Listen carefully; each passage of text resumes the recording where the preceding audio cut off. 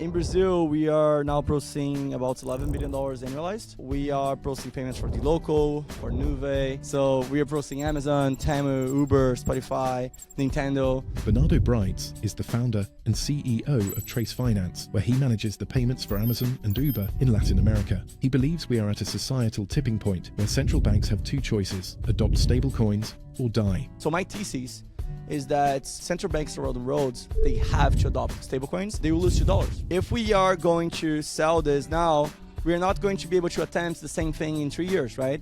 You could do like another industry, another vertical, but this is what I am passionate about. It's cross-border payments, it's moving money, and if it wasn't for stablecoins, I would say that the dollar perhaps not become the world reserve currency, right? Catch the full strategy on saving the US dollar and why central banks are losing control with Drew Rogers and Bernardo Brites, only on Stabledash.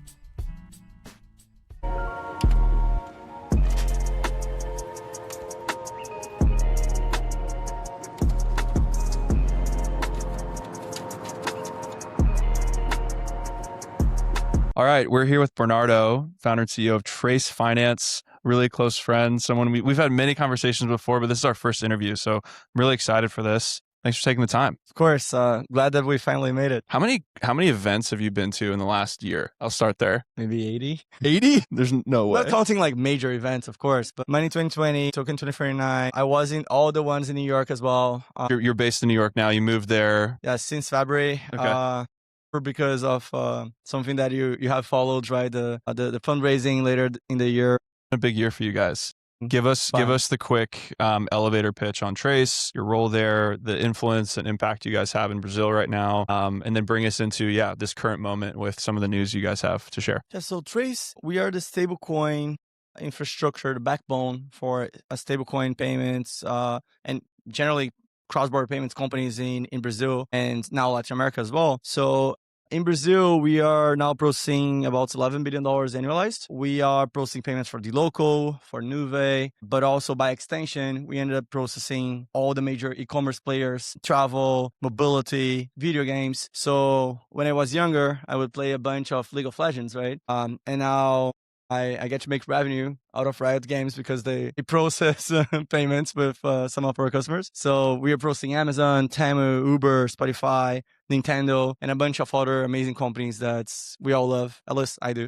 And Trace lives in both the kind of on-chain stablecoin space and as well as the licensed fiat space as well? Or is it mostly just the stablecoin lane that you guys are rolling in? Or in that $11 billion of volume, how do you break that down or look at the differences there? Yes. So I would say that the stablecoin payment space is growing very fast, but we can't turn our eyes away from the traditional markets and the volume that is still there, right? So our take with Trace was always being kind of a Web 2.5 that is enabled for Web 3, but that also carries and handholds a lot of the payment companies and the legacy companies as well into the new way to move money. Our stablecoin share of our payments has grown a lot. So now it's over 70%. But most of our payments that are not settled, right, cross borders, they're actually net settled. So you can think of Wise, Revolut. I love this quote: the best way to move money cross borders is to actually not move money cross borders. So it's been an amazing year. I think that's you could call 2025 the year of stablecoins becoming mainstream, but 2026 will be the year where we see that crystallized and consolidated into actual major companies, not only attempting at dabbling at it, but actually using it as their main way to move money across the globe. So being in relationship with you just informally throughout the last year, I've had a chance to kind of see you in these pivotal moments in the journey. And there was a moment where you had an opportunity to exit this company, to go and have this moment where you could sell something you've built. You chose not to do that. You chose to double down and bet on yourself, bet on this idea, and really continue to stay in it. Why did you choose to stay in it? And what's giving you this level of conviction to say no to life-changing money and instead go raise more and go bet really big on this thing? So we have seen a bunch of M&As throughout the year. So you have the MasterCard Zero Hash deal, you had Bridge with Stripe, a Coinbase with BVNK, Now that's not specifically happening, but Privy, and I could name a couple dozen, right? The main takeaway when I talk with my co-founders, Leone and Rafa, and also when I reflected on it myself, is this is the time. It's a big shift on how society works. So I could compare it to when the internet was created, right? And now we are not only sending mails, right? We are not only sending calling people on phone. You are thinking about how society will interact with this. So my thesis is that central banks around the world, they have to adopt stablecoins and they have to be open to stablecoins becoming the norm, because otherwise they will lose sovereign, they will lose their the ownership of their currencies, and also they will lose to dollars. So the general idea with Genius Act, and I think it was Genius as well, sorry, is that USDT, USDC, and other stablecoins that are USD backed, they solidify, they crystallize the USD domination. So if you saw the charts over the last few years, USD was losing against euro and other currencies. You started seeing China, Brites as well, moving into doing cross-border payments with other non-USD currencies. And if it wasn't for stablecoins, I would say that the dollar would in a couple decades perhaps not become the global world reserve currency. Right? Our take is that not only are we able to move the flow and the volume away from the traditional FX markets into stablecoins, right? Not only can we have a good share of the stablecoin markets, the main takeaway here is actually increasing the amount of money that is being moved across the roads.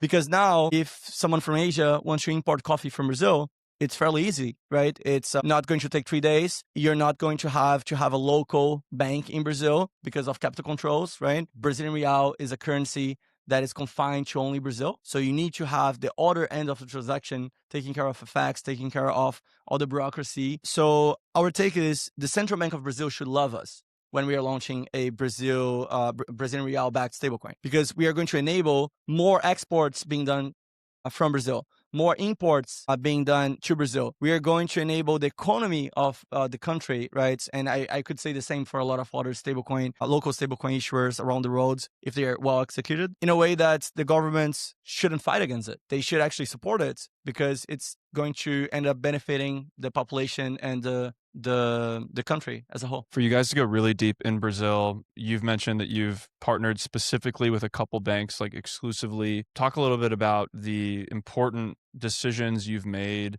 to stand up Trace so far, and the things that make it defensible, incredibly exciting for you, competitive from a pricing standpoint. What are some of those key things that you've chosen as you've architected the company? Partnership-wise, liquidity-wise, things like that. Definitely. And just adding to the last one, because I think I spoke about, the main reason why we did it. But I love what I do, right? I love building a company. I think it's very fun. It's a huge roller coaster, right? But our takeaway was, okay, if we are going to sell this now, we're not going to be able to attempt the same thing in 3 years, right? You could do like another industry, another vertical, but this is what I am passionate about. It's cross-border payments, it's moving money, it's so when I was 13, I would look at Citibank and the fact that you can have the same relationship across the roads, and I would think that it was actually super cool, right? Fun fact, I wanted to be a diplomat. So I have always loved travel, and I think that you should be able to spend money no matter where, the same way as you would spend in your home country.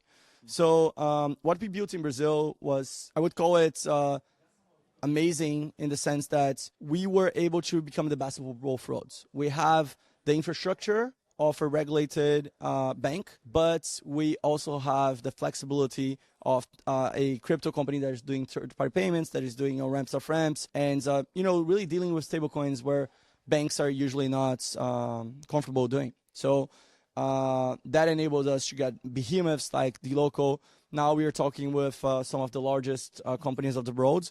We did over $6 billion actual of volume this year. Next year, we're projecting to do over $50 billion. And my optimistic take is that we would do over $100 billion. So that would be a 10x from where you are right now. 10x on the low end. Yeah. What's giving you that amount of optimism? We have an incredible team. We got our CFO from the local as well. He was head of finance there. My co-founders, Leone, he built Trust Wallets from the ground up with a very small team of engineers.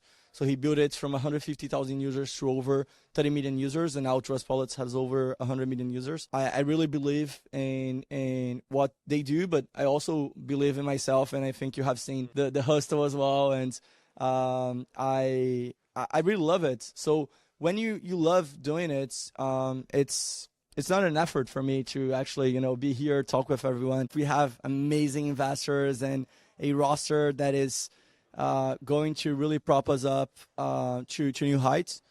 On the events, we are going to throw Crypto Carnival, right? So we are going to have an event on the week of Carnival in Rio, which is my home city as well. So we are going to have a couple hundred executives in the payment space, also exchanges, regulators.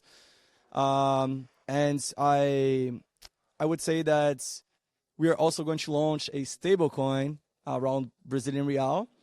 Can't talk a lot about it yet, but it will be the largest emerging market stablecoin in the world. So much more that we'll talk about. We'll have to pause it here. But Bernardo, this was really fun. Excited to continue to be in relationship with you, follow the journey. We might be in Rio supporting that event, which will be fun. So much more to come. Thank you, man. It'd be super cool. All right. There you have it. Thanks for listening.